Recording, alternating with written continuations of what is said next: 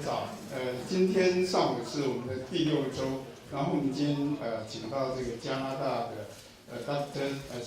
Colin 这 Colin Colin 呢来跟我们谈这个重要的一些国际的一些生态的一个问题啊。那我们请这个林博士呢来首先来介绍一下啊，对。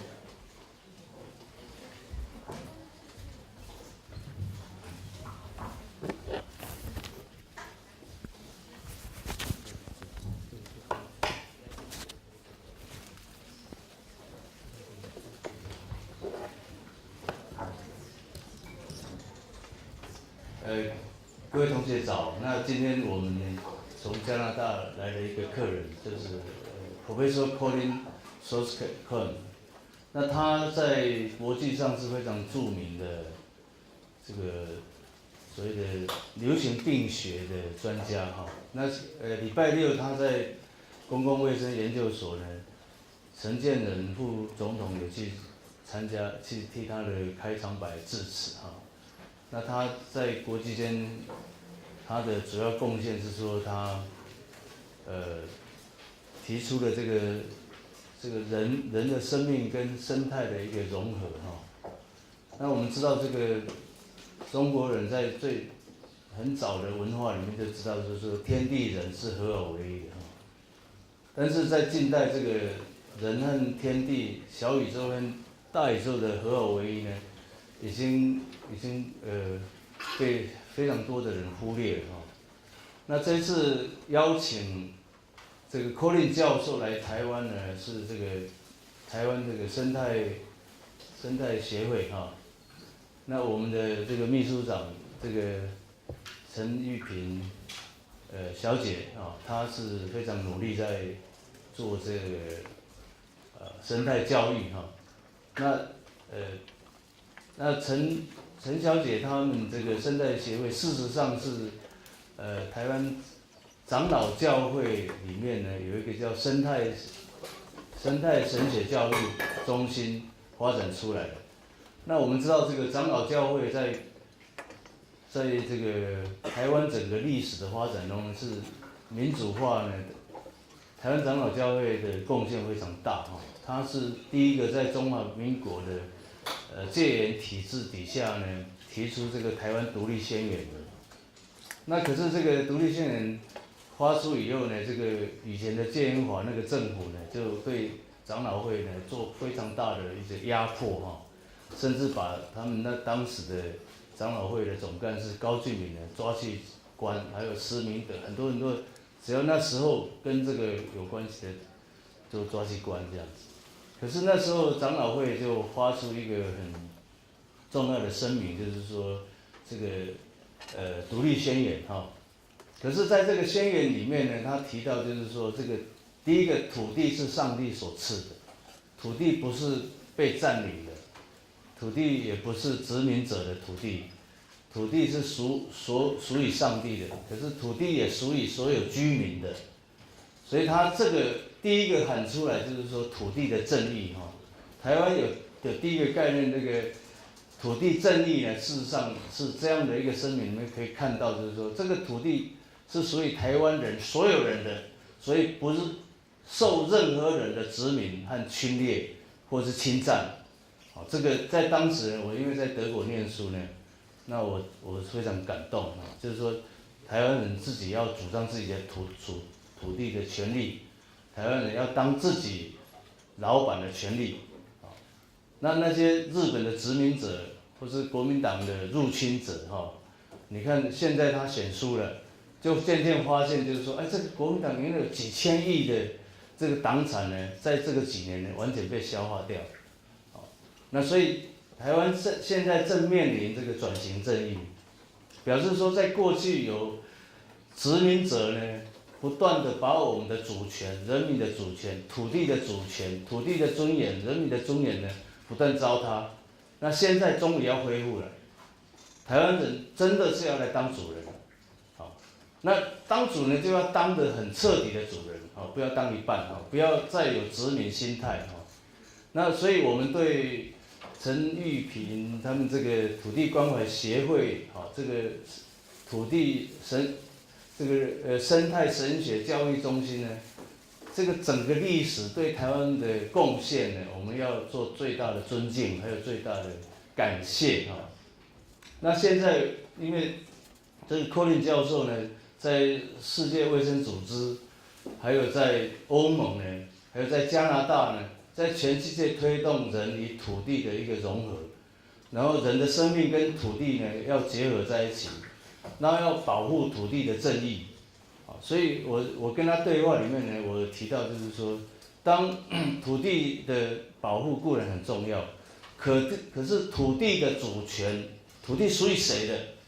这个更重要，因为土地假如不属于你，那你去保护它，可能那个动机会比较小。可是土地属于你自己的，那请你自己去保护，那所以这个课是非常有意义的，而且特别呢，我们非常感动的，就是陈建仁副总统呢，跟这个 Colin 呢，他是一个等于是同事同业因为我们的陈建仁副总统也是流行病学专家那所以 Colin 教授他本身是在加拿大长大，可是他本身是犹太人那他这个家你这个看得出来，就是他们全家都是这个受上帝呼召要来拯救这个世界那陈玉萍小姐也是，他们这个协会也是抱了这样的精神呢，要来保护这个台湾这块土地那我们等一下，我们希望这个陈秘书长呢，可以给我们的那个介绍他这个所谓的这个关怀协会然后再对这个 Colin 教授呢做一些简单的介绍，然后之后我们就开始。那在等这个教授演讲完之后呢，各位同学呢大概有超过半个小时的时间可以提问题那因为我们这个课程是开放课程，所以之后呢，这个 Colin 教授在我们这边的演讲呢将会进入我们的开放课程。那对于整个以后的这个从整个世界还有欧盟的角度来看这个台湾的土地正义呢，会借着他的演讲呢，会留下非常大的贡献那我们现在把时间呢交给这个陈秘书长他是一个那个他要帮你，对，你要把这个挂在这里。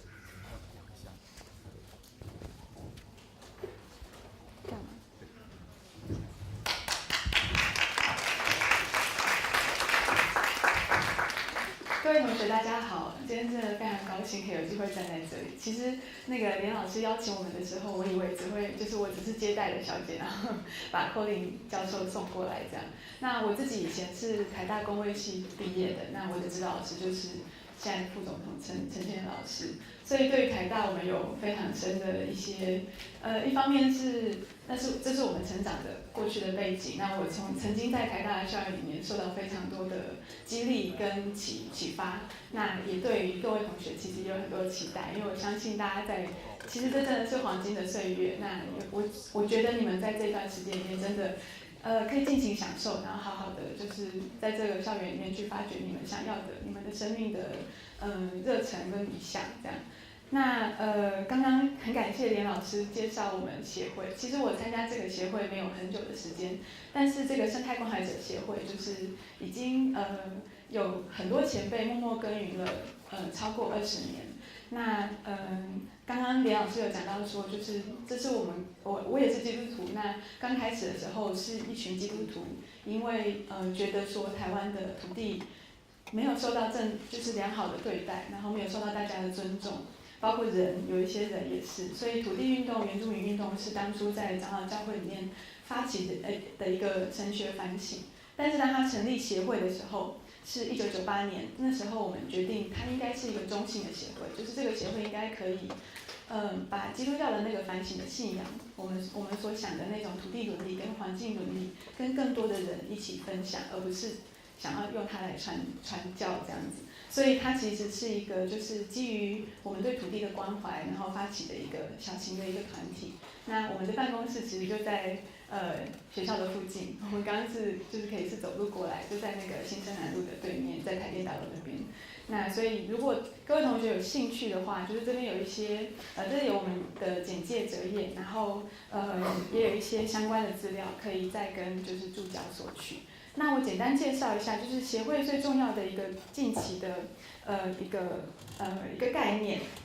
其实不是近期，它已经开始了，从2000年开始一直到现在，叫做地球宪章。我要介绍这个是因为它跟 Colin 等一下要讲的东西其实是完全相关的。协会在2001年的时候接触到地球宪章，那时候是它刚刚从国际上面发出声音1年。那我们从那时候开始就持续在跟地球宪章的总部在哥斯达黎加持续都有密切的合作。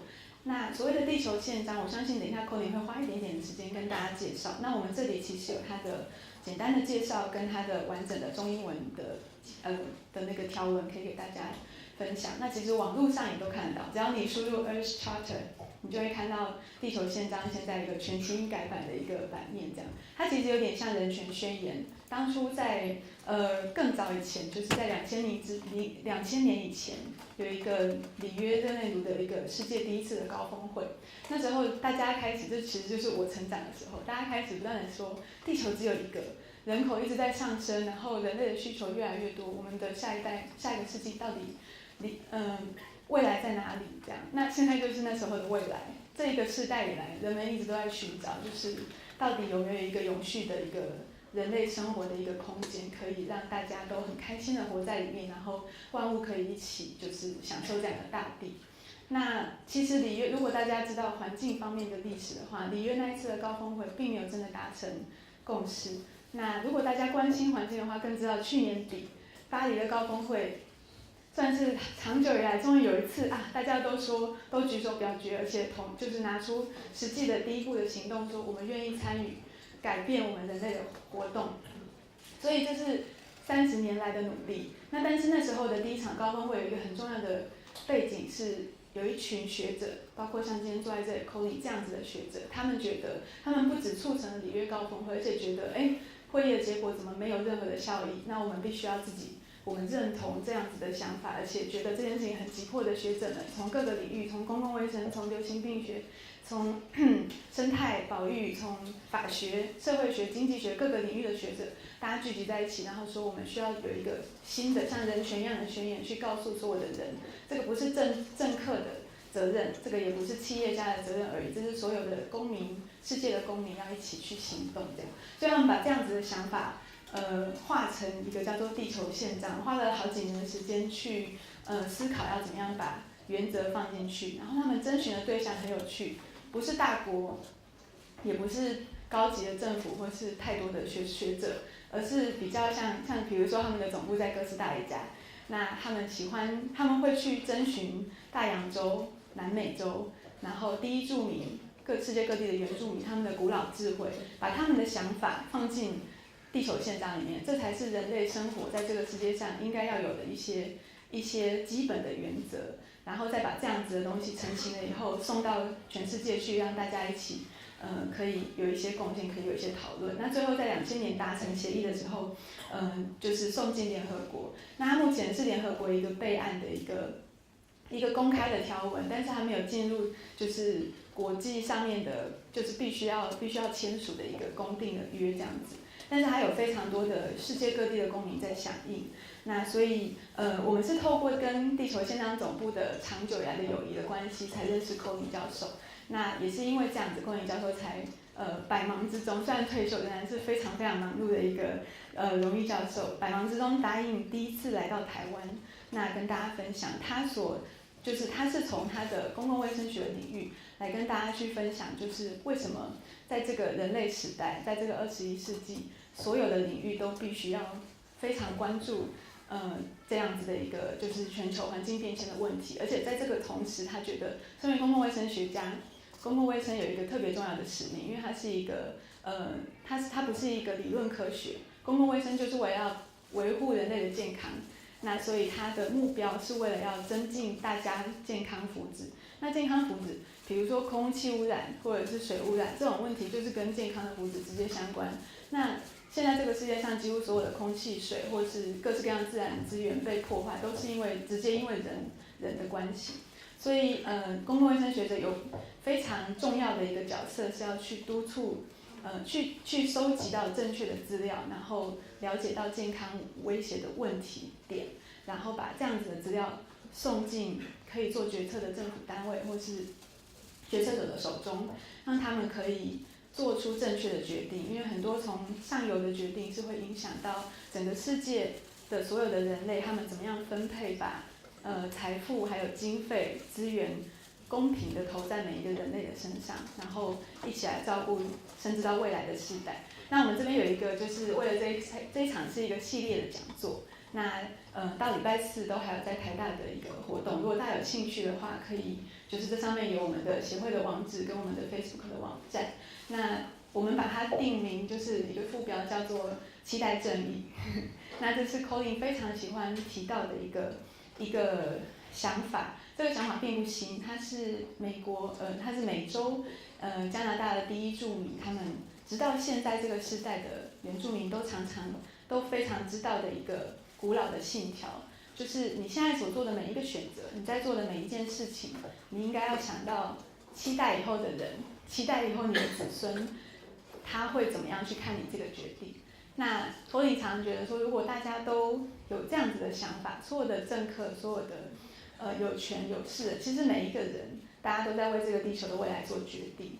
那其实就像蝴蝶效应一样，所以我们的选择其实都不是只是为自己的，对，但我们大部分的时候都只为自己做我们的选择，这样。所以如果有更多人知道像期待原则这样子的一个概念的话，或许这个地球我们的未来就会变得比较有希望。那这是他长久以来常常去谈的东西。那我相信他等一下会跟大家分享更多。也再次就是感谢大家有机会可以就是来参加到这一场的论坛。那如果会后有任何就是对我们协会或是对 Colin 的接下来的活动或是他的理念有任何的兴趣或者是问题的话，都欢迎来找我，我会坐在那边。那前面这边也有一些就是相关的资料，都欢迎来索取。非常谢谢大家。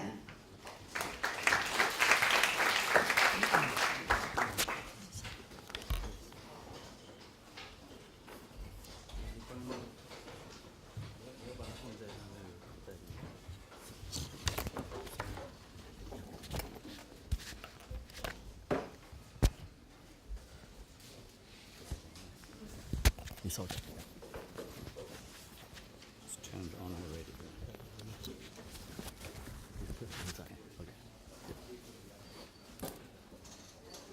Okay, thank you. Thank you. Thank you.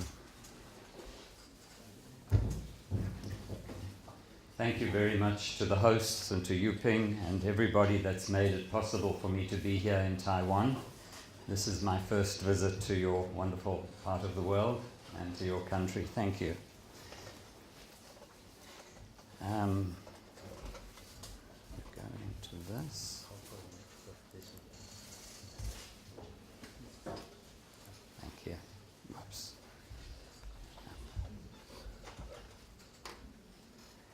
So the topic that I'm going to speak to you about, that I was asked to address this audience with, is the question of public health in the Anthropocene.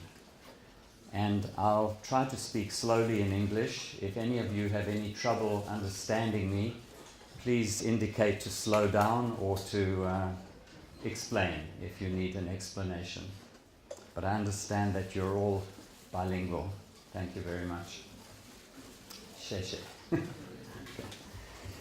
So my background is as a trained epidemiologist in the United States, and then I moved to Canada. When I completed my studies in the United States, I moved to Canada in 1982, and I was professor of epidemiology in Alberta, at the University of Alberta, until 2.5 years ago when I retired. And despite that, I maintain a website, which you can see here, colinsoskolny without a .com, and all of the lectures that I give are posted in the archive of this website. So if you want to see what I talk about, you can feel free to access it. It's in the public domain.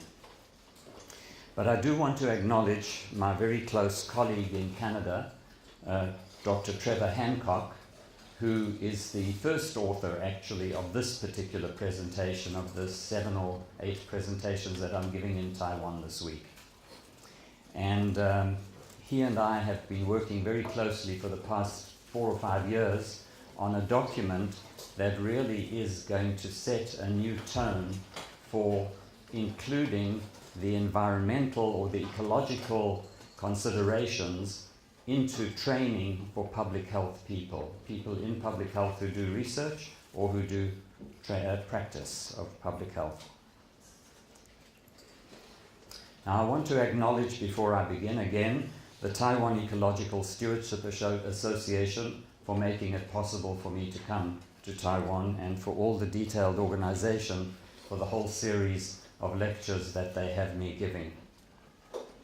Nancy Chen and Yuping Chen in particular, thank you very much.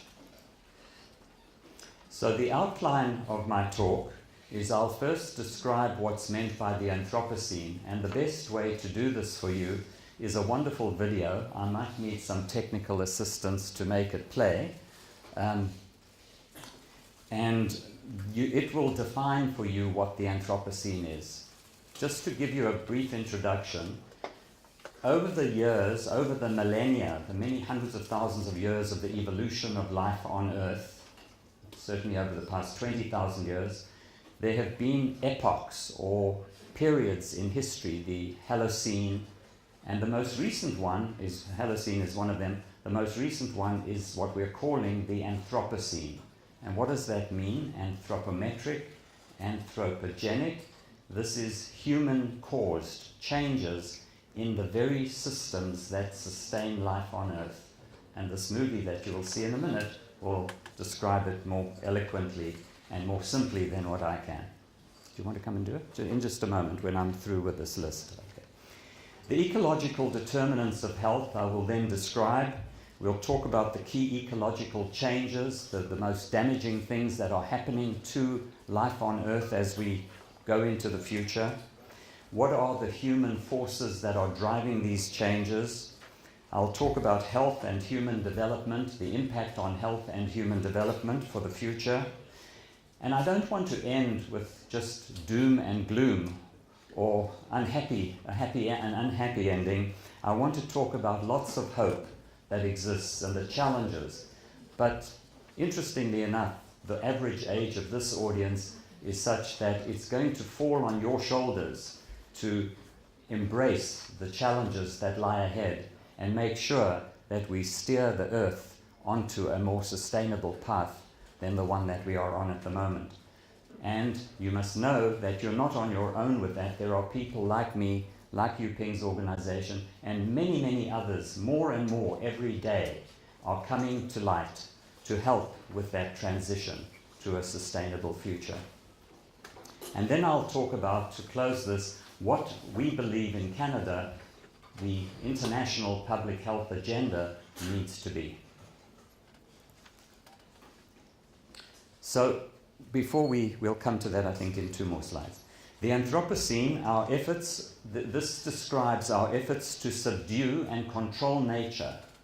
In life, humans have always felt that they are superior to all life forms, certainly in the Western culture that I come from, where there's very little connection between human humility in relation to the natural environment. We believe that we can manage the environment. And we have been so successful so far in doing this that now the time in which we live has been called the Anthropocene. And it will, we believe, show up in the geological record when people dig down into into the ice age and the ice periods and the tree rings, and you know how they tell the age of the Earth. They will see the impact, the effect of what humans have had on life on Earth. So we say welcome then to the Anthropocene. It's now too late, we've already entered it, so how do we adapt now to this new situation? Whoops, sorry. Oh, did I go backwards or forward? Am I going backwards? I'm sorry. Okay, so here we go. So, please. So you're going to see now about a 1.5 or 2 minute video, and it's it says everything I'm going to say very, very effectively.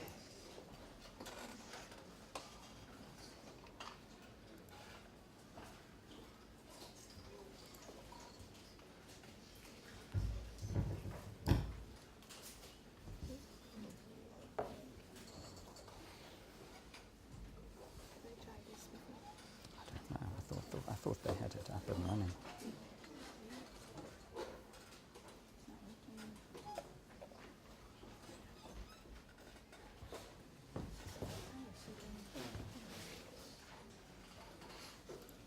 Okay, so it's Story of how one species changed a this is it. Yes, perfect. planet. The latest chapter of our story begins in England 250 years ago.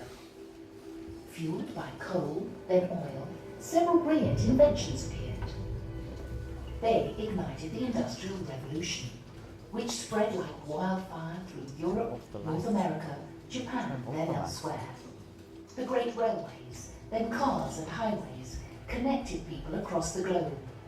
Medical discoveries saved millions of lives. New artificial fertilizers meant we could feed more people. Population rose rapidly. But this was nothing compared with what was to come. The 1950s marked the beginning of the Great Acceleration. Globalization, marketing, tourism, and huge investments helped fuel enormous growth. People swarmed to cities, which became even more powerful engines of creativity. In a single lifetime, the well-being of millions has improved beyond measure. Health, wealth, security, longevity, never have so many had so much. Yet 1 billion are malnourished. In a single lifetime, we have grown into a phenomenal global force. We move more sediment and rock annually than all natural processes, such as erosion and rivers. We manage 3/4 of all land outside the ice sheets. Greenhouse gas levels this high have not been seen for over 1 million years. Temperatures are increasing. We have made a hole in the ozone layer. We are losing biodiversity. Many of the world's deltas are sinking due to damming, mining, and other causes. Sea level is rising. Ocean acidification is a real threat. We are altering Earth's natural cycles. We have entered the Anthropocene, a new geological epoch dominated by humanity. This relentless pressure on our planet risks unprecedented destabilization. But our creativity, energy, and industry offer hope. We have shaped our past. We are shaping our present. We can shape our future. You and I are part of this story. We are the first generation to realize this new responsibility. As the population grows to 9 billion, we must find a safe operating space for humanity, for the sake of future generations. Welcome to the Anthropocene.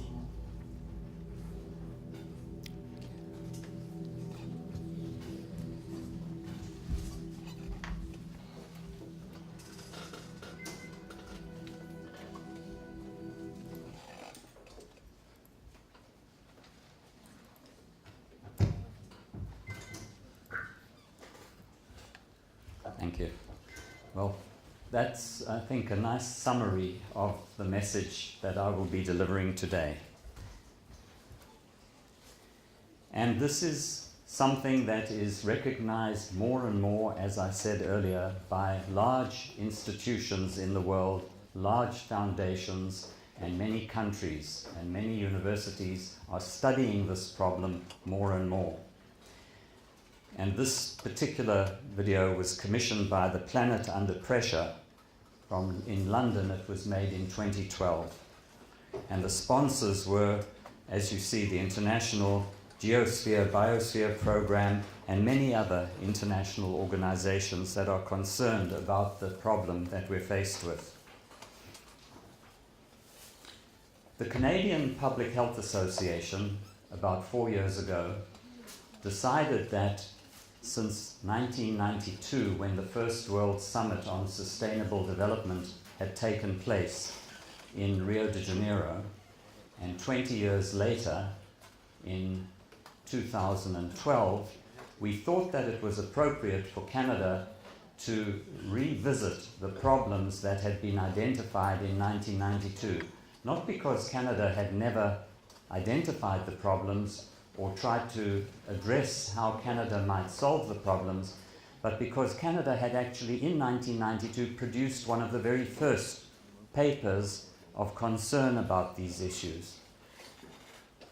So in 2012, which is now nearly 4 years ago, we started to re-examine what the issues were, why we had had so little effect between 1992 over the 20-year period.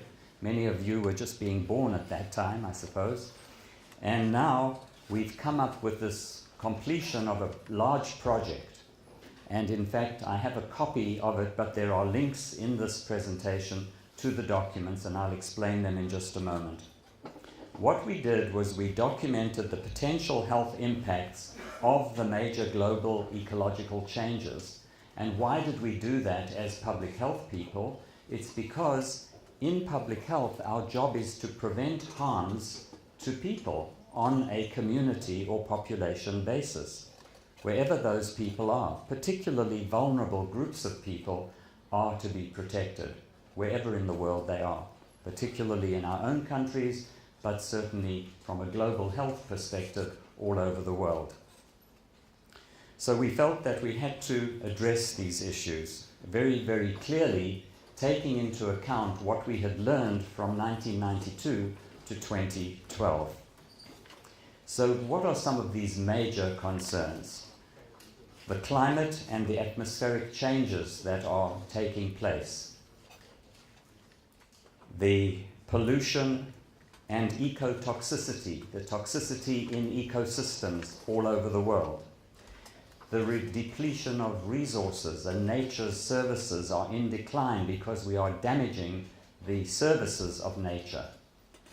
The methods of production of the services that we take for granted, such as the purification of the air, the clean water that we depend on to drink, and food security issues. And we're seeing more and more loss of species and the diversity of species. Now, this is not something that is a prediction of a problem to come. This is well underway. It has actually been recognized very, very clearly and very firmly brought to the attention of the world in a report called The Limits to Growth. The first author of that report was Donna Meadows, and it came out, I believe, in 1971 or 1972. And yet, the very, very powerful interests in the world in maintaining a business as usual paradigm, the same way that we've been doing things. There's heavy investment in industry, there's heavy investment in petrochemical extraction, there's commitment to motor vehicles as a mode of transportation. Public transit is something that's come much later in many parts of the world. Well, these are changes that are already taking place. And it's not something, as I say, that is a prediction into the future. We must try to identify what the real causes are of these delays in action. And then we must propose what actions we can take to prevent harm to populations on a very large scale. And here is the report that the Canadian Public Health Association has completed. It's called Global Change and Public Health, Addressing the Ecological Determinants of Health. And you can see here the title, and the brief report is available. It's about 35 pages long, and it's downloadable for free on the website. And you can see that Trevor Hancock was the main author, and Don Spady and myself, Colin Soskolny here, were the co-authors of this, with many contributing authors in Canada. And here you can see the ability to actually upload. I'm not going to do that now, but we've got the summary document, which is the short one, about 35 pages. There's a longer version which is available now at about 130 pages, and we're just completing a textbook of about 350 pages, 375 pages, which will also be freely available through the Canadian Public Health Association off the internet. Now, what does this particular document do? Just a few months ago, the Rockefeller Foundation, through The Lancet, which is the British-based premier medical journal in the world, alongside, of course, it would be bad of me not to recognize the New England Journal of Medicine from North America as also being a very important medical journal. But the Rockefeller Foundation and the Lancet Commission on Planetary Health say it's time for a new discipline. A new discipline has to be taught to young people to help us adapt to these problems if we are going to safeguard human health in this Anthropocene epoch. The ecological determinants of health is the next topic under the outline that I have presented. And what point we have to make here is that we have all become so fixated on the social determinants of health. I'm sure everybody in this room has studied the social determinants of health, have you? You all know what the social determinants of health are? That's a lecture that you should have had. If you just Google social determinants of health, you'll see this is the classic focus of public health over the years, focusing, and you'll see it in just a moment in a schematic. But what we have neglected in developing the social determinants of health is to include concern about the environmental or the ecological determinants of health. What that report failed to do was to acknowledge that humans are embedded in the ecosystems in which we find ourselves living. So we are very much part of the ecology. We are not better than it, we are not separate from it, we are part of it. So population health then has what we call being ecologically blind.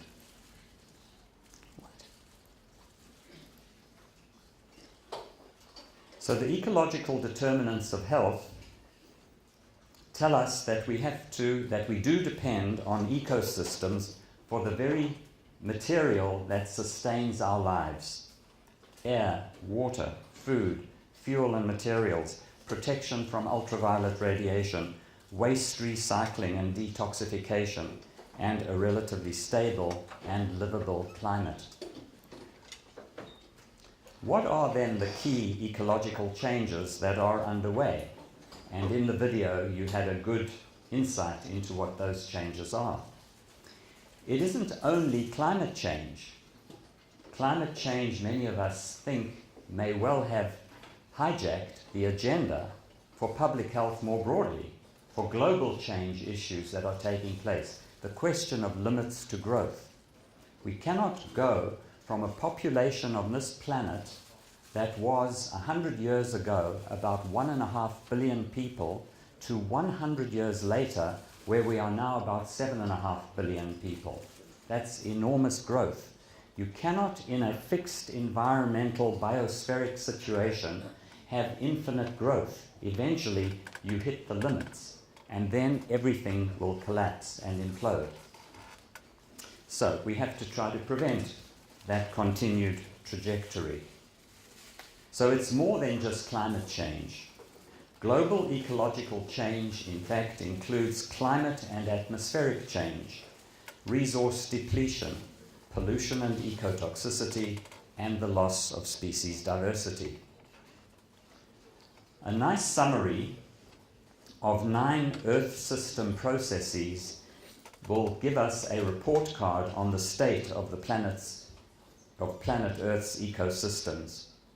And this comes from the work of William Stephan from Australia, just last year in 2015.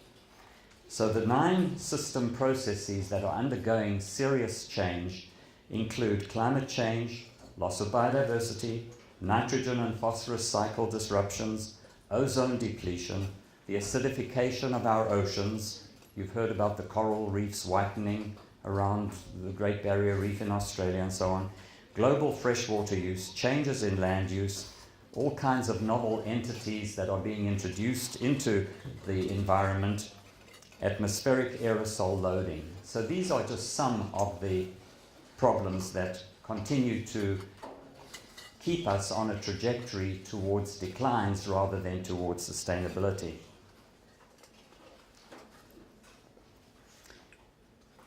a very elegant diagram to show these problems was developed again by William Stephan from Australia, and shows where we have crossed planetary boundaries already. Remember earlier I said it's not something that we are predicting, this is already something that's happening, and we have to try to control it, bring it back to sustainable levels, and prevent the other dimensions from exceeding the boundaries. And we call planetary boundaries here PBs. You'll see this acronym appear later. But you can see in the green zone here, this is safe operating zones.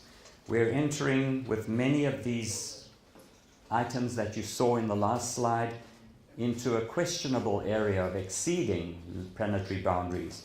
And with these three, we have already exceeded biogeochemical flows, biosphere integrity, and freshwater use.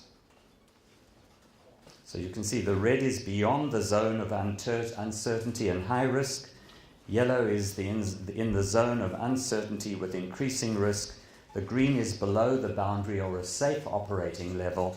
And the grey area is boundary has not yet been quantified. So these core boundaries need to be given attention. The two core boundaries of climate change and biosphere integrity have been identified. They are highly integrated, emergent, system-level phenomena that are taking place. So it's a very complex system interaction of all the different elements that we pump up into the upper atmosphere through environmental transportation across countries and across the oceans into other countries, come down with the rain as acid precipitation or anything else in other parts of the world, or dust, or anything at all. They are connected to all of the other planetary boundaries that I've already mentioned, and each has the potential on its own to drive our Earth system, that which sustains life on Earth, into a new state should they be substantially and persistently transgressed. If we keep going the way we're going, we believe that we are headed to collapse. Now, as a scientist, I use the word belief. Scientists don't usually believe anything. We base our information on facts. Well, the sad news in this situation is this is an experiment with the Earth that we have never embarked upon in the past. We have no database to be sure of what's happening. So with science, maybe there's a 5% chance we're wrong, but in the particular instance that we're looking at here, all of the indicators, and you can see the millions of dollars that are now being poured into studying these problems, it's being taken very, very seriously. Because if we are wrong, if we choose to do nothing about it now, the potential consequences are immeasurably damaging. But even if we are wrong and we make the changes now, well, we can always go back to drilling for more oil, building more roads for more cars, damaging more water, finding more oil, etc., etc. So we feel as public health people that the responsible, prudent action is to warn and take action now to prevent immeasurable harms in the future.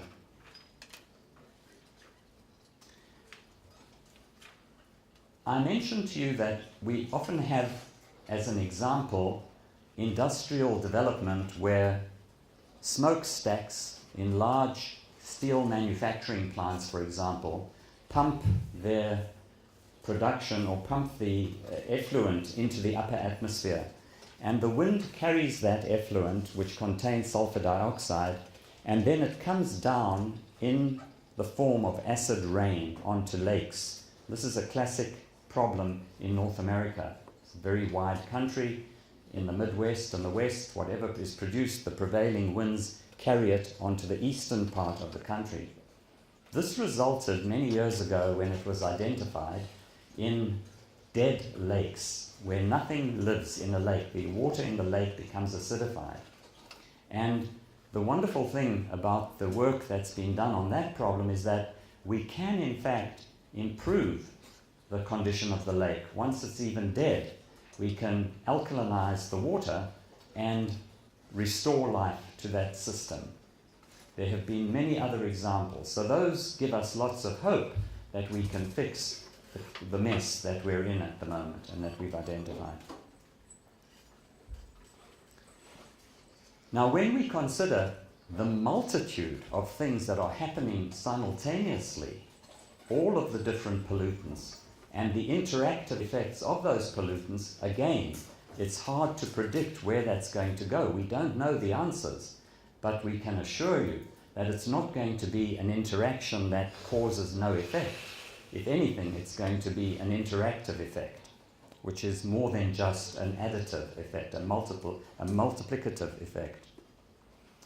And when lakes that are acidified keep getting acidified, well, the fish and the algae and the plant life in the lake carry on living, but then they start showing signs of decline and they start dying off, and the quality of the fish that people eat out of the lakes becomes questionable. But we as human beings are very adaptable, so we get used to eating less healthy looking fish. We've got to eat something, so we eat whatever's in the lake. But eventually there comes what's called a tipping point, or a threshold is reached, where the acidification in the lake reaches a point where all life, the plant life, the cellular life, the fish life, just goes into complete decline and dies off. Many of you probably know the experiment when you were very young, where you might take a little frog and put it in a beaker and start heating the water. And the frog might enjoy the water and being a little bit warmer. Like we in Canada, some of us celebrate global warming or global heating because we're so used to terribly cold winters. We say, great, bring on climate change. But that is such an absolute, very ignorant view of it. Yes, in the short term, we have fun with the warmer weather. It costs less for heating. We can enjoy warmer summers or warmer winters. We don't like very hot summers where I come from. But eventually, when the system reaches the tipping point, the heating will become such that we cannot survive as a human species on a very, very warm planet. And the prediction is that by 2050, that's in just 30 years' time, most of you will be, well, even younger than I am today. I'll be long gone by then, I'm sure. And hopefully you will have found solutions to how to live in a very hot climate unless we change things. But typically, we believe that human life cannot endure on a hot planet. And if we exceed 2 degrees Celsius, it's what people say, game over for human life on Earth. So we've got to do everything we can, we believe, based on the scientific knowledge, to control this. Yes, and many of these changes that take place, you see here the state shift, rapid nonlinear change, eventually, like with the lakes that I described, the change is so abrupt and so sudden when you hit that threshold that it's too late to act. And then everybody would be saying, oh, why didn't we do something sooner? So we say, as public health people, let's start doing it now while we believe we still have an opening to do something about it. We've had mass extinctions on this planet before. The 6th extinction could happen, and we're driving it as a species.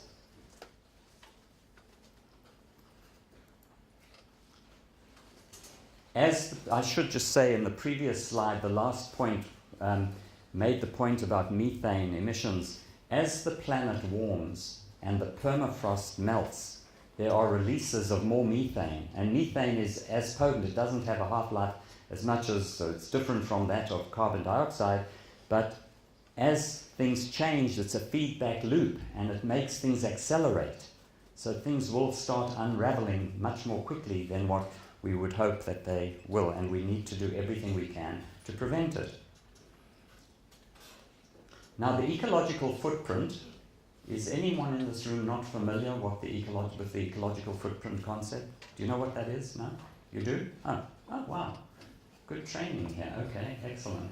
Okay, so The ecological footprint is the amount of space that each human on average is entitled to, basically, and what we need to dispose of our wastes to provide us with clean air and water.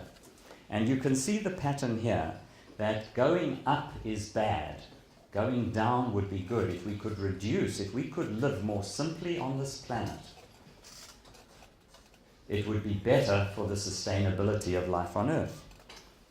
But you see what's happening here? The pattern is an increase. And in fact, what they say is we've overshot the capacity of the planet to sustain life. And what we're doing is like having a credit card, and you keep mortgaging the future against the pleasures that you want the pleasures you derive in the present time. Another indicator of the trends is the Living Planet Index from 1970 to 2010. There's been a 52% decline in the number of mammals, birds, reptiles, you name it. Latin America shows the most dramatic decline, a fall of 83%. Well, we can't keep doing that and expect to keep living the way we live. It's just not, they're incompatible. So this indicator should rather be going up. Going down on this indicator is bad. The other one going up was bad, going down was better. This one's the other way. So what are the human driving forces behind these changes? In 1972, Ehrlich and Holdren published a paper on the identity called Impact is a Function of Population, Affluence, and Technology.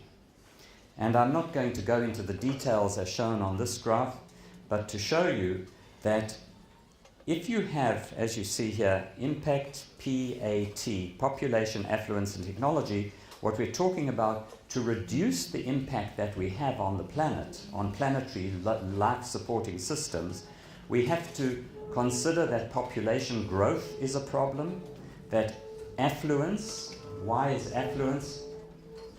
Affluence is a problem because of the consumption, many things we want, and we waste tremendous amounts, and we have to dispose of those wastes. And technology is a problem because we keep believing as a human species that we will find technological solutions to fix everything in life. And in the question period afterwards, maybe we can talk a little bit more about that. But this identity, this relationship, I is functionally related to PAT, is very important because it also forces us, when we argue about what's happening in the world, the rich northern countries blame the developing countries and say, well, it's all your fault that we're in this mess because you have too many children.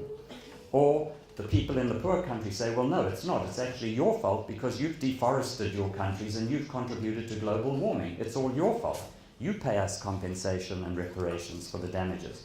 Well, that kind of argument is not especially constructive because we're like on a ship.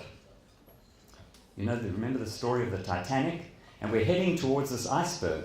So it's no good to use what we call simple quick fixes or single solution or identify single solutions to a very complex problem.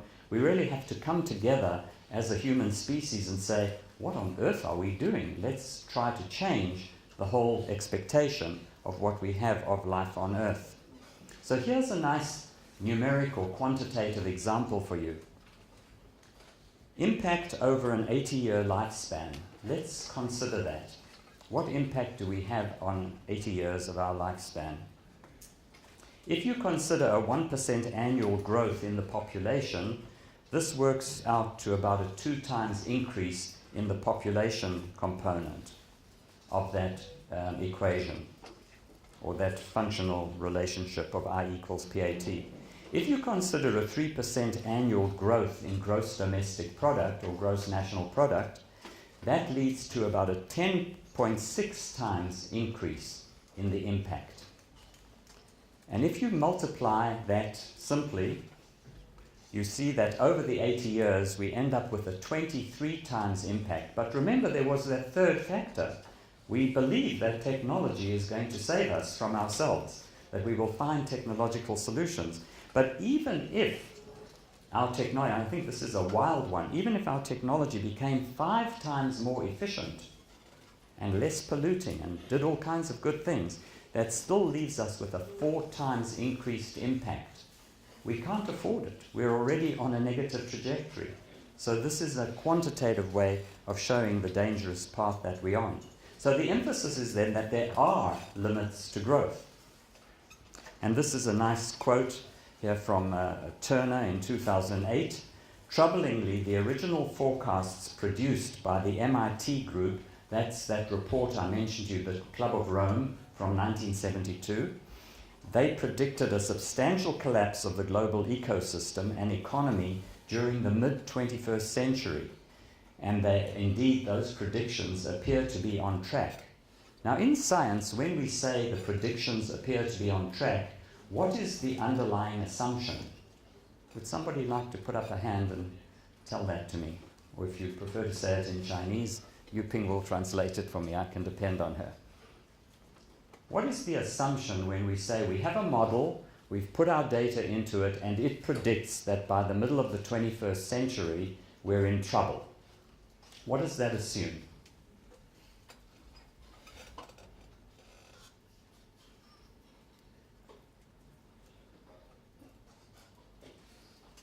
Yes, thank you. Well, first you have to assume that you get the right data. Okay, you have to assume that you've got the correct data. Fair enough. Any other assumption? It's related to the point you made. It's just extend your thought into the current period. The model was done in 1972. It's a prediction to 2050. What's happening between then and now to the data? Yes?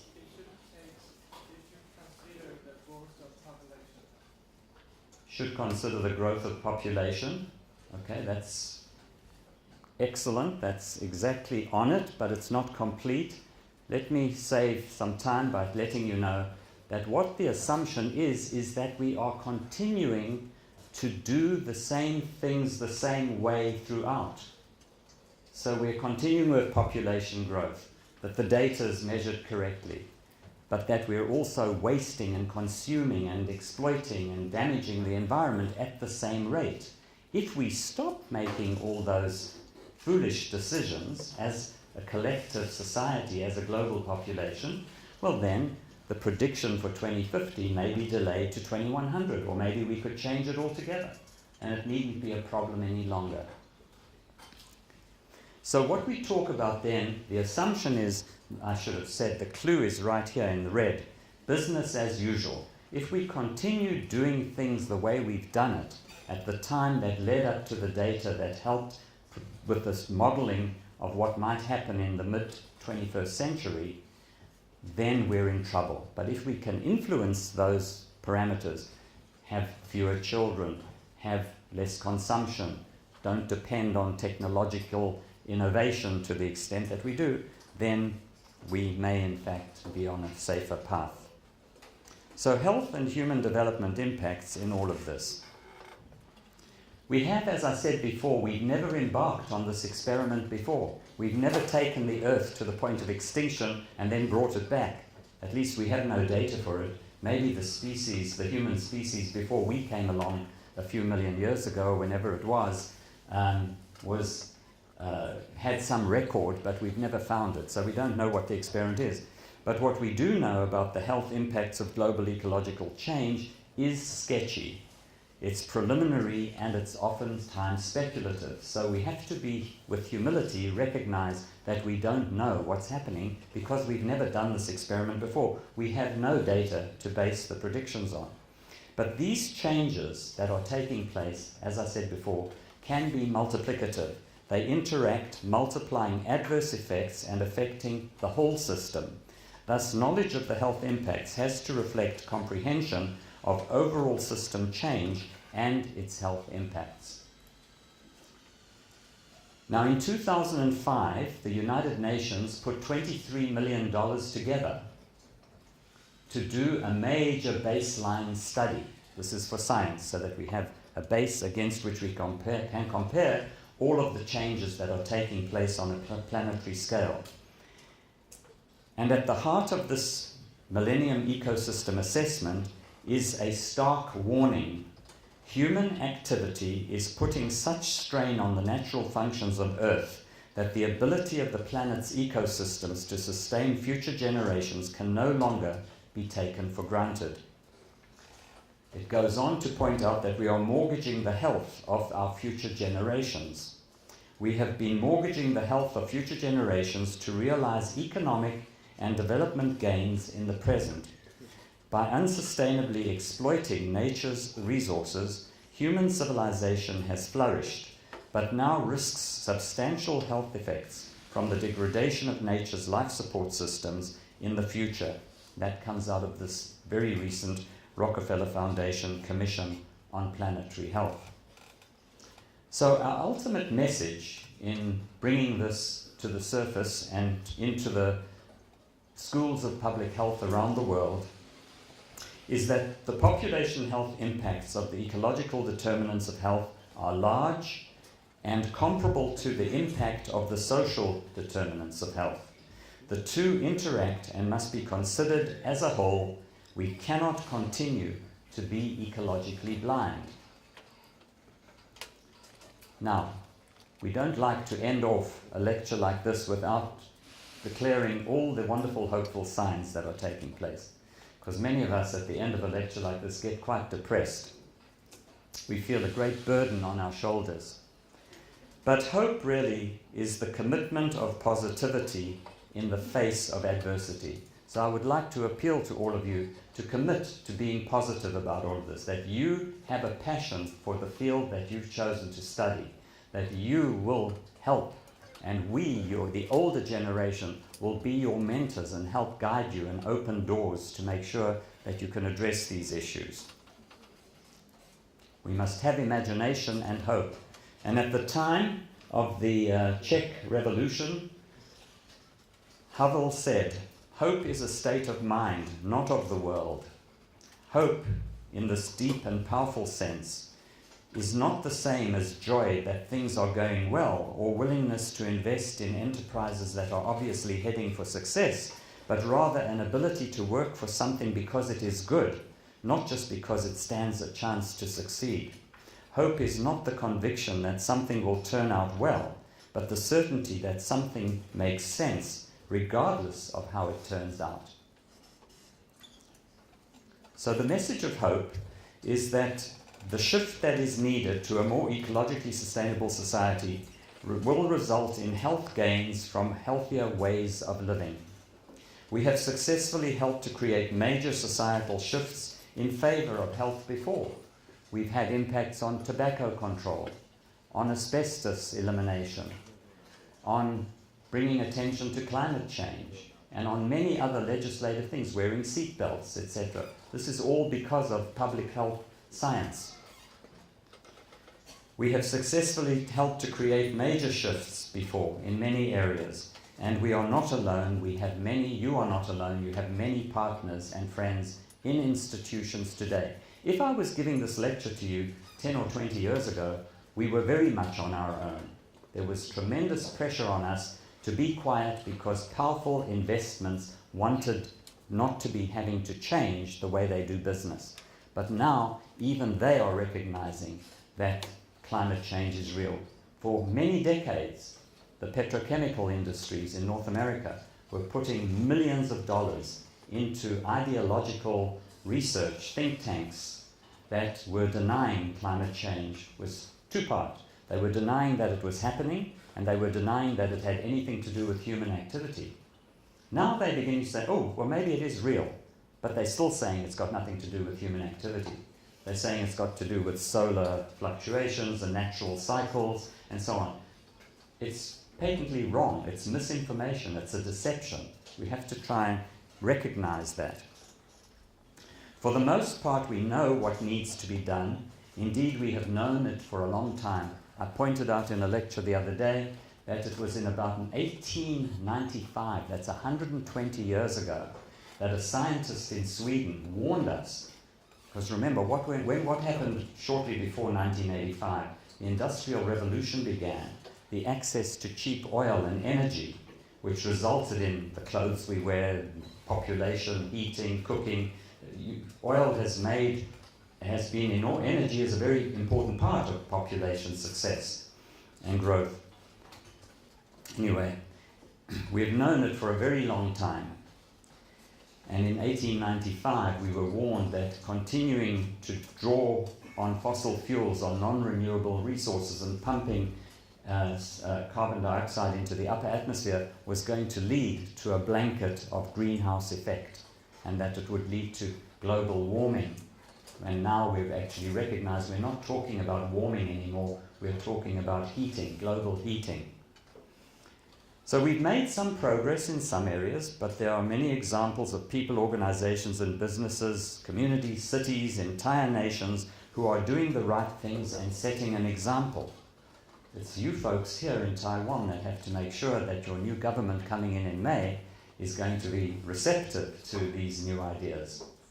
You can't just sit back and assume that corporations that make a lot of money out of maintaining the status quo are going to be satisfied with that. So you've got to join non-governmental organizations, become advocates for a sustainable future. So the message of hope is the shift to a more ecologically sustainable society results in health gains from a healthier way of living. Imagine if you didn't have private transportation any longer. No scooters that pump terrible two-stroke engine emissions into the atmosphere. You rode a bicycle or you walked. Well, in North America, this is a big thing. It's a wonderful thing. I come here to Taiwan, and I think your obesity rate, you all know what obesity is, getting very fat. Well, in North America, believe it or not, in some parts of the United States, it's 60% morbid obese. In children, adults. In other parts, it's about 40%. I think in what I'm seeing on the streets in Taiwan is maybe it's not even 1%. I mean, whatever you're doing, it's great. But there are gains. We call them co-benefits from walking more, from driving less. There are health benefits. We have successfully helped to create major societal shifts in favor of health before, such as smoking in closed environments, in public environments, as one example, wearing seat belts. We are not alone, we have many potential partners. Sorry, I must have gone back with that one. So the health co-benefits. All of the following have direct co-benefits. When we are efficient with our energy use, when we turn off the lights, when we use less energy, the air quality improves. It's a big issue here in Taiwan. Physical activity increases, and greenhouse gas emissions decline. When we use public transportation, there are fewer injuries, there's more exercise, fewer emissions, more social connections are made, people become more social. There's a big problem in North America and in the Western world. People have become far too, what we call, atomized. They don't really interact socially very much as what they should do. A reduction in meat would be a great thing, to have less meat in the diet, and to focus more on the local economic development and eating food that's grown within a 50-kilometer or 100-kilometer radius of where you live. There are many wonderful transition towns and transition communities that are trying to live the right way, and they are examples that we should follow. So, to wrap it up with the public health agenda, the eco-social model for public health action, with public health at the center, would show social and economic change, population health, and ecological change, and all of the interactions that occur among these. So this is just a schematic way of trying to put together all of the dynamics that I've described to you. An expanded concept of public health ethics is also needed. Yesterday, and I think Yuping must have talked about the Earth Charter. You were talking about the Earth Charter, I heard it, even in the Chinese, so thank you for that. We need to adopt a combination of anthropocentrism and ecocentrism or biocentrism. Our focus must not just be on, must not only be on sustaining human life. We have to be concerned, remember what I said earlier about protecting the most vulnerable? Well, the most vulnerable forms of life are the forms at the very cellular level, all forms of life. And think about this, if we protect life in its most basic forms, it's intuitive to infer from that that all life would be protected. So we must be respectful of all life. We must incorporate the whole notion from an ethical point of view of intergenerational equity. It's not good enough for my generation to say, well, we'll leave it to the children, they'll figure it out, they'll find solutions to it. We've got to help the kids find new ways forward, because we've really made some very bad decisions. Recognize the right to a healthy environment. This is from an ethical and moral position. Adopt the principle of environmental justice. Apply the precautionary principle. You know what the precautionary principle says? Even if you don't have all of the information, and in science you never have all of the information, so even if you don't have all of the information, but you have enough information, you need to act to change policy. You can't keep listening to corporate vested interests telling you, wait for more information to come in. Well, who's deriving the benefit from that wait? They are, because business carries on as usual, reports to shareholders every 3 months or 4 months, and at the end of every year continue. And there are two key mechanisms for this. We need to apply comprehensive and integrated impact assessments, and we need to adopt a polluter pays principle. So if somebody is polluting the environment, it shouldn't be the tax base or the government that has to pay to clean it up. They should be held accountable for the damage that they've caused. Now, the integrated impact assessments are a combination of quantitative methods that we learn in epidemiology, as well as from the social sciences, qualitative methods. And we need to embrace both approaches to dealing with these kinds of large-scale issues. Knowledge development and research strategy that's needed. We need to integrate the ecological determinants of health into our population health frameworks. We need to educate public health professionals about the ecological determinants of health. We need to monitor, assess, and report regularly on how we are doing, so that if we see we're not going in the right direction, we can reconsider where we've gone wrong and make sure that we're on track for a sustainable planet, not one that's, well, which way? Not one that's in decline, but one that's improving. We must fund and support research into the ecological determinants of health, and the Wellcome Trust through the Lancet Planetary Program is just in the process of announcing major awards for researchers who are studying these issues. We must request the United Nations to establish a commission on the ecological determinants of health. We must individually absorb what I'm saying and try to walk the talk. Environmentally, we must be responsible in our delivery of health care. Hospitals cost a fortune to run. They take enormous energy. We have to be sterile. We have to be careful in our procedures. Well, if we start running out of energy, the way we deliver healthcare could be severely affected. So we have to understand the ethical principle of above all do no harm, primum non nocere in the Latin, embedded in the Hippocratic Oath. Include the obligation to do no harm to natural ecosystems and future generations. We need to think or embrace the motto, healthcare without harm. And to support that in Canada, we have a Canadian coalition for green health care. Now, it's not to say that each and every one of us has the interest or the passion or the ability to focus on all of these issues at once.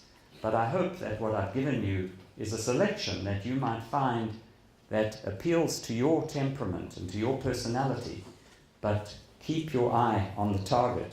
It's to do things more safely for the future of life on Earth. Public health action, we must change our social norms and values. So changing our social norms and values, the Earth Charter is a very valuable document to help us do that. The Earth Charter is available in about 70 languages. Chinese is one of them. It'll take you about 15 to 20 minutes to read it, and I would encourage you to be familiar with that it's there, because you don't have to sit and say, oh, woe is me, what do I do about this? Good people have put wonderful thought into it, and see if it makes sense. If it resonates with you, Maybe you can adopt it in your own life as an individual and encourage the people you elect into government, the shops that you buy your produce from, and so on, to behave according to the values and ethics outlined in the Earth Charter. We must change the focus of development and the way it is measured. The other day, your Vice President-elect was in the audience and he seemed to find very interesting my comment about gross domestic product. We as a society globally, most countries in the world have embraced the idea of global, of a gross domestic product or gross national product as a measure of social good. If it keeps going up, the government feels we're doing a good job and everyone in the community is happy, their house values go up, so does the price of food and inflation and other things, but if they control it well enough, they seem to feel that they've done a good job. Well, the idea is that when that gross domestic product measure was introduced after the Second World War in the late 1940s, the people who developed it said it is only to be used for the next few years to get the world over the crisis that had been caused through the Second World War and all the damage caused through that terrible war. So there are alternative measures. In Bhutan they have the gross domestic happiness indicator. In North America we're introducing in parallel another measure called the genuine progress indicator. So there are, I don't have time to go into all of them right now, but there are other ways of measuring progress in society. We should be throwing the gross domestic product right out as soon as possible and not considering that our governments are doing a good job because GDP keeps going up. We have to focus more not on economic growth but on development, community development, economic development, giving people more time to be more social, not to be so busy.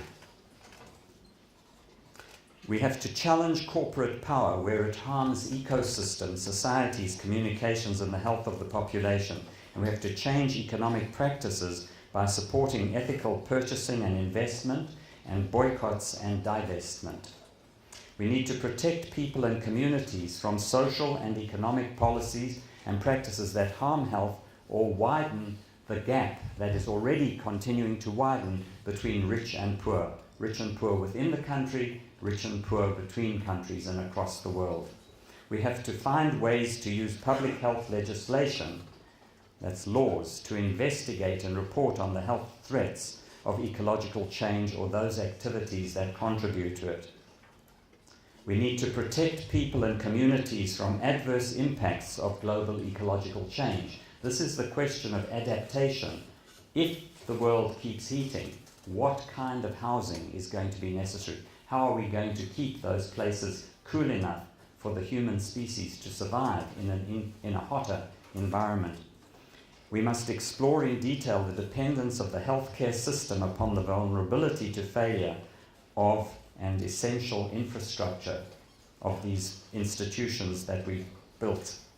We must reduce vulnerability and protect the vulnerable. And remember, there's a self-interest component to protecting the most vulnerable, because by doing so we protect everybody. That's when self-interest is actually useful. And we must increase the resilience and the adaptation capacity of everybody. We must establish policies, this is the last slide, we must establish policies and practices that create more ecologically sustainable and healthier societies and communities. The Earth Charter, which Yuping explained earlier to you, is something that you and I've asked you to please Google it, find it in Chinese, the links are there, it's easy to read.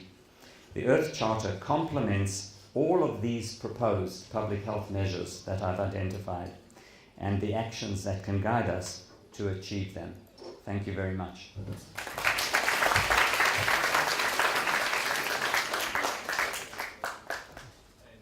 now we are in discussion. Please raise your question. Any questions? Now, any questions, please, don't hesitate. And if you need to ask it in Chinese, I'm sure we have wonderful translation here that I've experienced in Yuping before. At the back, there's a question. Also, in my opinion, I think the population growth is too rapid so we produce many of these problems. Do you think the restriction of the country population would solve this problem? So if I understood the question, correct me if I'm wrong, do I believe that governments should legislate to restrict population growth, like I think in China they had for many years a one-child family? Personally, I do not think that that is the correct solution. I think the solution is to create incentives and disincentives for people. Restriction is not necessarily the way to go. Now, what kind of incentives could there be to have childless or at most one-child families? I'm not an expert in fertility and child family planning, but I can tell you that part of the conversation that we're introducing here with ecological determinants of health is to encourage people to start giving great thought to that. So just asking your question, I would say to you, if that's something that you have a passion for, find an organization in Taiwan that you can join or participate in, either by distance, internationally, and please bring your thoughts to the table and discuss them.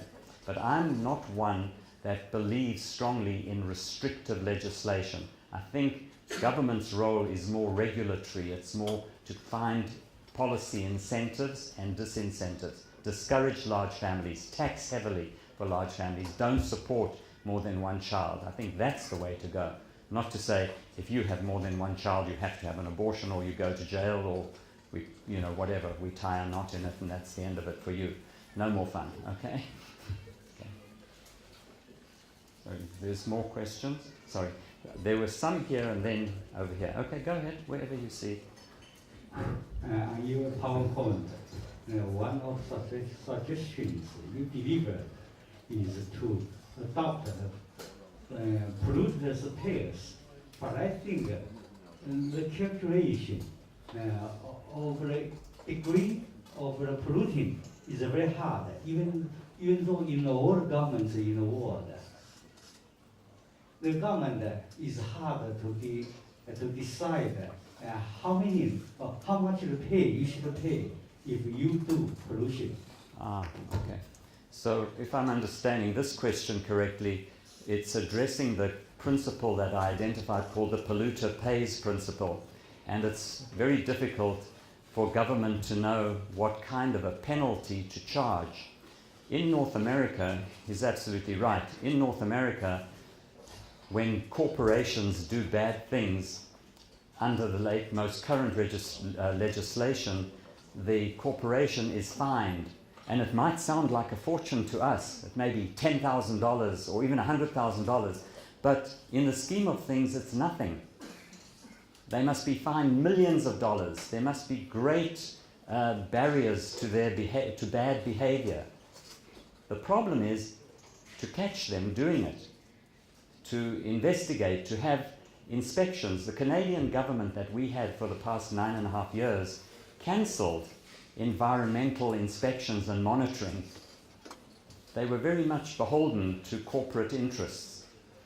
Well, if you don't have governments with offices and monitoring stations around the country, you can never catch that air pollution is increasing or that water pollution is increasing or damage is occurring in the soils. So we have to invest in good monitoring so that we can appropriately penalize the people who are causing harm. There was questions over here as well. So I'm back there. Mm-hmm. 1, 2, 3, 4, I see. Okay. She must catch your eye, otherwise she's got the power, she's got the microphone. Okay. I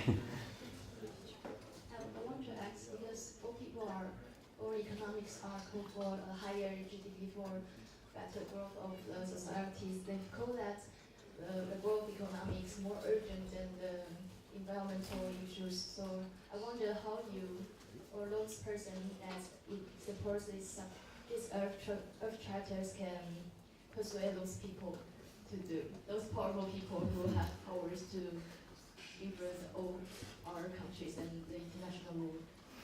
Yeah.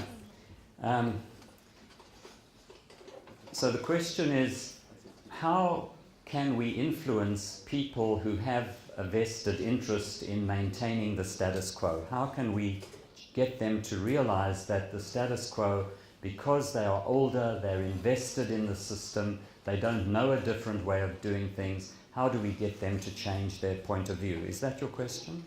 Thank you. Okay. So, the only way that we can effect change is, from my point of view, create win-win situations. Win-win.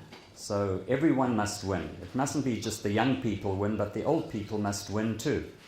There must be winners. It shouldn't be winners and losers. Okay? So how do we create a winner-winner situation with the change that's needed? Well, that's where government plays a very important role as well. The ecological economists, the people who study economics from an ecological perspective, these are people who understand full life cycle analysis, who understand the ecological dynamics in economic activity. These people say that what we have to do is to contract our economy. We cannot keep expanding the economy if we are in a wealthy country. Wealthy countries have to contract their economies and use their wealth to help with the poorer, the evolving economies or the developing economies to improve. What will that do? It'll bring down the rich countries and it'll bring up the poorer countries. And what that is doing is it's narrowing this gap, this difference between rich and poor. That same thinking, I believe, can be applied at the local level in each country. There are people with enormous wealth in countries. In Canada, something like 86 people control most of the economy. In the United States, they say it's 5 families that control most of the economy. That's not a democracy. That's a plutocracy or an oligarchy. It's not a democracy anymore. So it's a big concern. We need to take back the democracy. And I think that by the young people encouraging the older people to see how much happier. Older people just want their children to be happy. They want their children, most people, at least in my experience, unless they're crazy, they want their children to be successful and be happy and have a future. So if you can explain to them and show them that the Earth Charter was developed actually by older people with a lot of money, funnily enough. One of the people had a lot of money. One of them was Mikhail Gorbachev, the former president of the Soviet Union, who helped direct the development of the Earth Charter. And one of the people who funded it was Stephen Rockefeller from the Rockefeller family.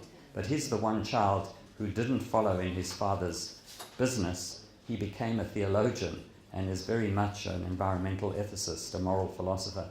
And he took some of his parents' money and supported the work of the development of the Earth Charter. So I think that by reading the Earth Charter to your parents, by explaining things to them, it'll bring you closer. And it will, I think, help them understand the need for this change. That we cannot keep doing things the way we've done it in the past. Okay. There were more questions. Hands here, and then back there.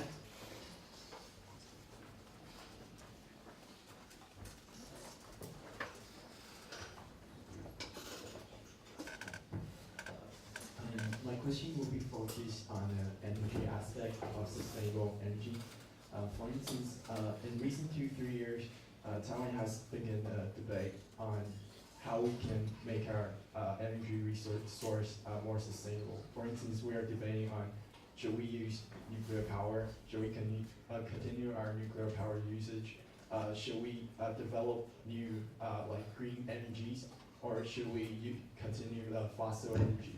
But there are big debates. For instance, like if we use nuclear power, then there will be radiation threats. And if we develop green energy, but green energy has its problem because it has considerably low performance regarding to its high cost.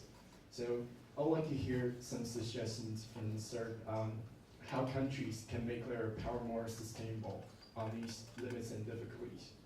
Sure. Okay, so how do we make choices to keep the energy that we need available to us. The ecological economists would tell you, in answer to your question, is that we all have to learn to live more simply on the earth. They will also tell you, on the question of, I mentioned it in the talk, about efficiencies, that if we all were a little more responsible by turning the lights off when we leave a room, by using less energy, we would immediately contract the demand for energy in most parts of the world by 25%.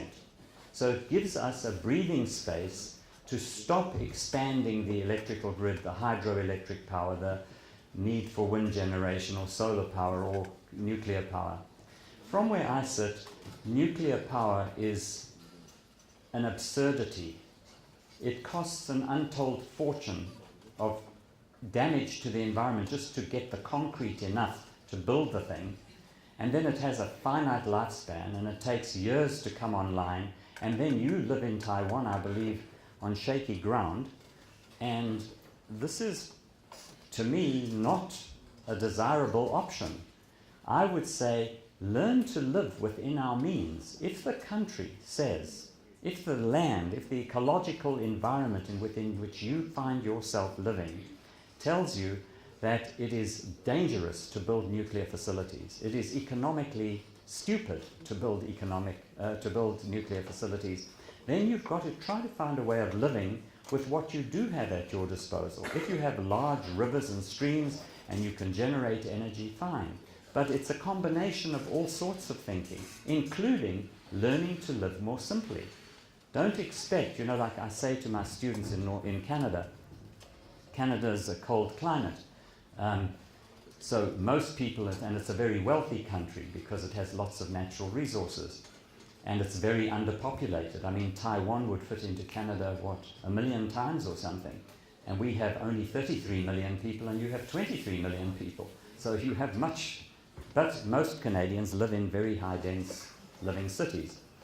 But I say to my students in Canada, they think that they had some God-given right, because they're born in Canada, to get in a plane at least twice a year and fly to a warmer climate through the winter so that they can have a winter break. You've got to stop thinking that way. If you can't stand the winter, go and live in a place that's more friendly towards you, or adjust to what it's like to live in that environment. So I don't know if that's answering your question directly, and I'm not trying to miss the point because it's a very important question.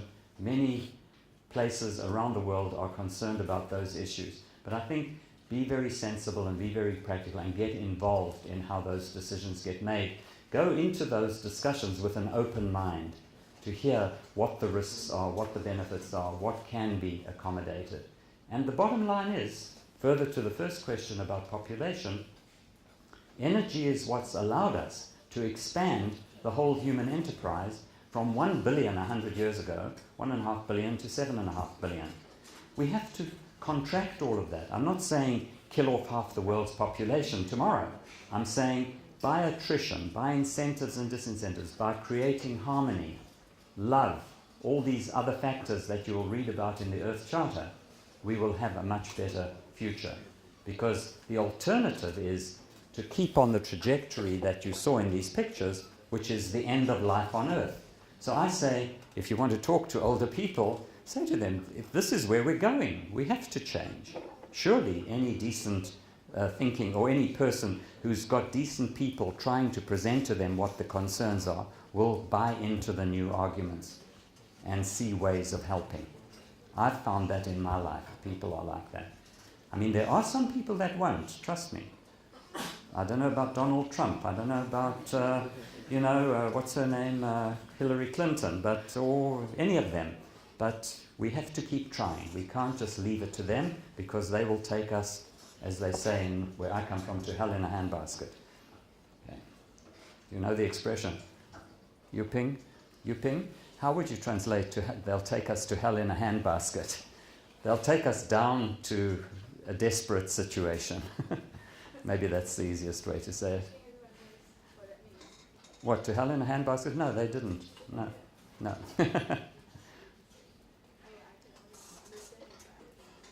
Okay.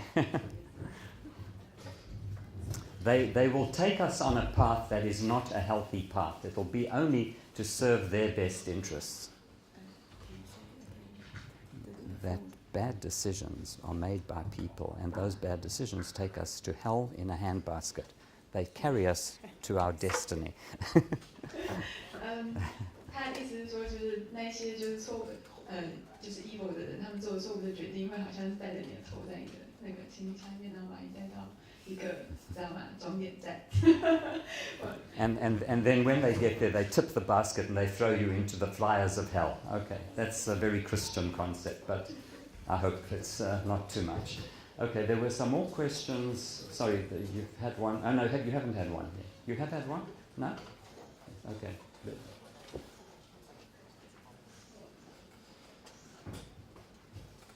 Excuse me, Professor. You mentioned that technology causes impact on the ecological system, but now many of our green energy actually depends on the development of technology. So, to what extent can we depend on technology? Right, great question. So I made the point that our dependence on technology can sometimes cause more harm than good. I think that was how I put it. And what we have to be aware of is that it's called, if you want to make a note, Jevons paradox. Jevons is the last name of the scientist who put it forward, Jevons paradox. And what his paradox shows is that with increasing technological efficiencies, it makes it cheaper to have more stuff. And by generating more stuff, this is dangerous for the sustainability of the earth, because we have to dispose of that stuff and we have to take from nature the materials to develop that stuff. So whether it's more efficient, cheaper motor vehicles or scooters or bicycles or whatever it is, we have to be very aware that it's a fine line that we walk between too much dependence on technological efficiencies as opposed to using those efficiencies to keep more cars on the road. I mean, look at your highway system in this country. I was shocked when I arrived. It's beautiful, it's spectacular, but gosh, soon you'll have more people having cars. Then what are you going to do? Expand it and have more lanes, more highways, 3 layers of highways? You know, the expression is build and they will come. So if you build more highways, there will be more cars to fill the highways. But I understand that in Taipei you had the constriction of highways because of gridlock. Cars were blocked, they couldn't move. Then they built the mass transit and that freed it up a lot. So, you know, we need to, again, emphasize, learn to live more simply, and I think the future will dictate or will work out for us. But to be involved in asking the questions that are important to you. There were more questions here, or did you want to? Yeah. And here?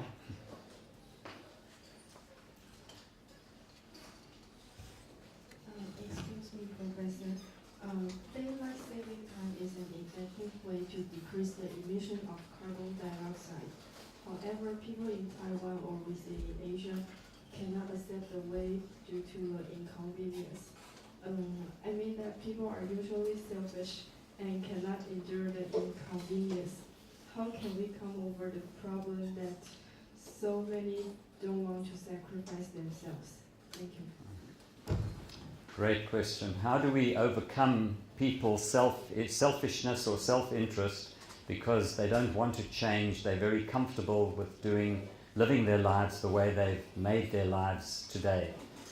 Well, again, much like the question, how do you convince the older people or the people with the control of the system? You have to involve yourself in how decisions are made. And at the end of the day, if the government is a good government, they will create what I've referred to before as incentives and disincentives. If people want to keep doing things the way they've done before, that's their choice, but let them pay heavily for it. It will discourage them very quickly from behaving that way. I hope that answers your question. Okay. There's a question at the back there, and one in the front here later. Sorry. Hi, my name is Chester. Thank you for the awesome talk. And I have a little question. So, what is the biggest environmental problem that you see so far in your stay in Taiwan? And what do you think is the solution to it? Thank you. Okay, since I've arrived in Taiwan, I actually haven't had much time to see very much because it's been raining a lot. But what I can tell you is that from my colleagues, I hear that PM 2.5 is a big problem with air pollution, particularly on the elderly and the young. It also has impacts on the fetus as well. It's very fine particulate matter from the latest research that's being done. I would caution us all, and I always have to be reminded myself when I find myself falling into asking the kind of question you've asked, to focus on one thing at a time. We are dealing with a complexity of issues, and trying to solve one issue at a time is playing into the game of supporting the power that be. So I firmly believe that one of the co-benefits of living more simply in Taipei will be a reduction in PM 2.5 emissions.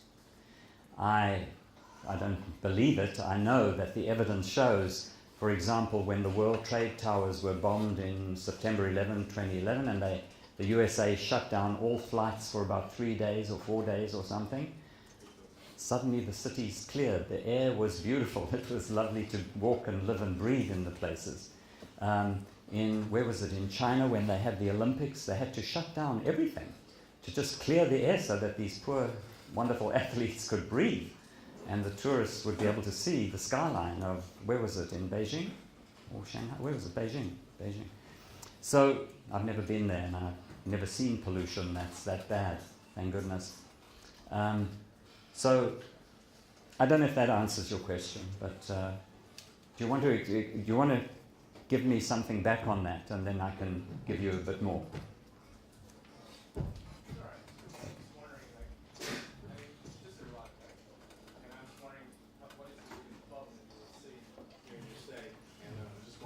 The perspective of a foreigner, what kind of problem do you think is more severe and more urgent to solve at the moment?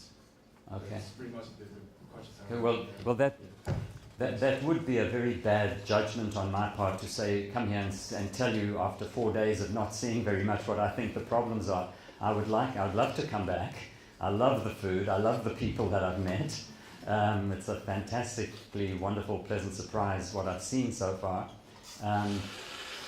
The issue is to bring together experts around what the issues are and make sure that whatever they're discussing, the ecological embeddedness of these concerns is foremost in the conversation so that they don't lose sight of it. It's not just air quality.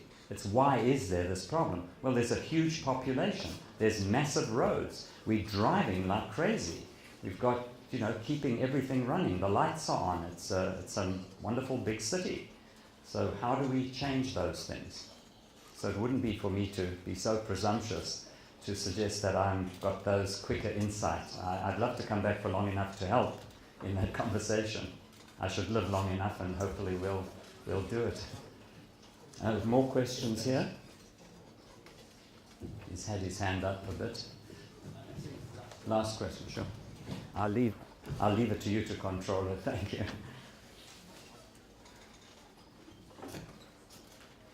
Excuse me, Professor. I do want to know whether big data can do something to prevent an ecological crisis. Because I believe there should be some indicators to show that relationship between human activities and ecological crisis. Thank you. So this is a wonderful, very modern, state-of-the-art question that's just been asked about the use of big data to try to provide the evidentiary base that's needed to inform the policymakers. There was a terrific article in just last week on the use of big data in epidemiology, and you all realize that epidemiology is the science that is basic to public health. It bridges what we do in toxicology to the human health experience, or the animal veterinary medicine side of things. So, I just lost my train of thought. Just repeat, what is the main focus? What do we do with big data? Okay, got it. So what this article points out to us is to never lose sight that the methods of our disciplines must always be considered first before we try to get lost in masses of data. Because data, you know the old saying, garbage in, garbage out. I don't know, rubbish in, rubbish out. I don't know, what do you use for trash? What word do you use here in the English? Is it garbage, rubbish, trash? In Britain it's rubbish, and in America it's garbage or trash. Well, you put trash into the system, you get trash out of the system. So be very, very cautious. But yes, more data, usually, if it's used properly, with good insight into the methods of how it was derived and what you're combining, can be useful. And I think that it is a whole new frontier for young people who have an interest in working with data and with large data sets. I think it can be very useful. Okay. Thank you very much.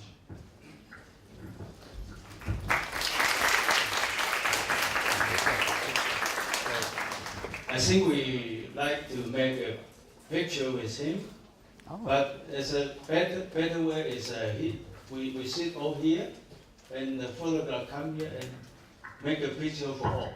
Yeah. Please. Oh, I would love to have a copy of that. Yes. Yeah. Here. Just Thank where's you. And all the members, please come here.